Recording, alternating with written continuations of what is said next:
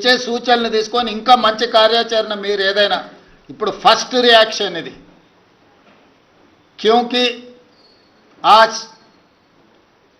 उपराष्ट्रपति चुनाव में एक किसान परिवार तेलंगाना छोटे गांव से खुद के गांव में पाठशाला नहीं है तो अगले गांव में जाकर पढ़ाई लिखाई करके उस्मानिया यूनिवर्सिटी से लॉ ग्रेजुएट बनकर हाई कोर्ट जज of Andhra Pradesh, Goa Lokayukta chairman, supreme court justice तक एक तेलंगाना किसान का लड़का उतना दूर पहुंच गए। आज India alliance justice Sudarshan Reddy को अपने तरफ से उम्मीदवार बनाए। इसीलिए आज हमारे कैबिनेट और कांग्रेस पार्टी तेलंगाना के जनता की ओर से और तेलुगु जाति के तरफ से हमारी गुजारिश ये है कि Telugu Desam, Jana Sena, YSR, BRS and MIM सब राजनीतिक दल नेता लोगों से एक ही गुजारिश है, हम सब लोग इकट्ठा होकर जस्टिस सुदर्शन रेड्डी जीतने के लिए कोशिश करना। क्योंकि पीवी नरसिंह राव जी के बाद ऐसा मौका नहीं मिला तेलंगाना की ओर से।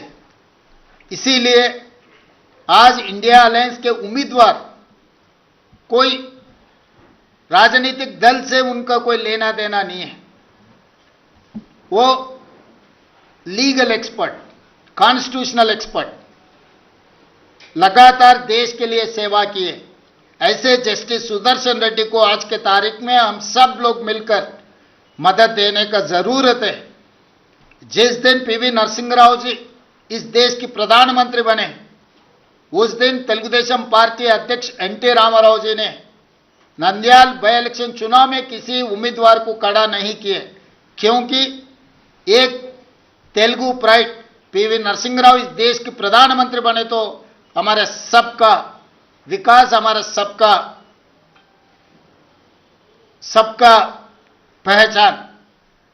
इसीलिए उस दिन जो एनटी रामाराव ने जो निर्णय लिया पीवी नरसिंह राव जी को मदद किए, आज भी तेलंगाना की ओर से मेरा एक ही गुजारिश है, justice Sudarshan Reddy non political, non controversial and legal expert, हम सब लोग उनको मदद देना, आने वाले चुनाव में उनको जिताने के लिए मैं गुजारिश कर रहा हूं।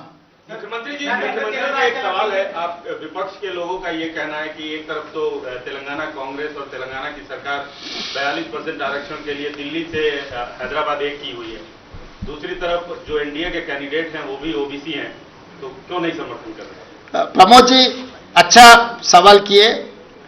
जब कांग्रेस पार्टी तेलंगाना में जाति गणना किए, जाति गणना के independent expert committee chairman is justice Sudarshan Reddy, उनके सुझाव से हम लोग 42% रिजर्वेशन कैबिनेट में पास किए और असेंबली में भी चर्चा किए, पास किए।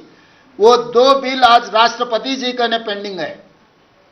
दूसरी तरफ जो एनडीए संविधान के खिलाफ, संविधान को बदलने के लिए, आरक्षण को हटाने के लिए ओबीसी रिजर्वेशन 42% रोककर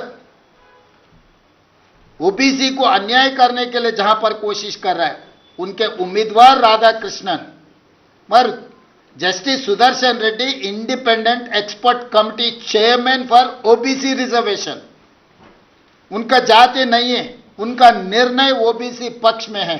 इसीलिए आप सब लोगों से, जितने लोग ओबीसी के पक्ष में खड़ा कर रहना चाहता है, सुदर्शन रेड्डी के साथ जोड़ना है। क्योंकि Sudarshan Reddy ji independent experts committee chairman, he has done lot of efforts for OBC reservation to increase up to 42%. He has given all those suggestions, education, employment, political reservation, ये सब चीजों के लिए सुदर्शन रेड्डी ने मदद की, वो official independent experts committee chairman. इसीलिए कांग्रेस पार्टी वो इंडिपेंडेंट एक्सपर्ट कमेटी चेयरमैन आज भी is expert, is legal expert, is constitutional expert, इसीलिए हम लोग उनको उम्मीदवार खड़ा किए, इसीलिए हम सब लोग उनको मदद दे रहे हैं। राधा कृष्णन जी अगर जीत गए तो ओबीसी को अन्याय हो जाएंगे।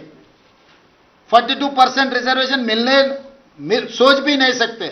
मगर वही सुदर्शन रेड्डी अगर वाइस प्रेसिडेंट बन गए तो हमारे 42% मिलने वाले। इसीलिए सबसे ज्यादा लाभ ओबीसीओं को सुदर्शन रेड्डी जीत में है। इसीलिए प्रमोद जी आप सब लोग इकट्ठा होकर इस बार हमको मदद देना है।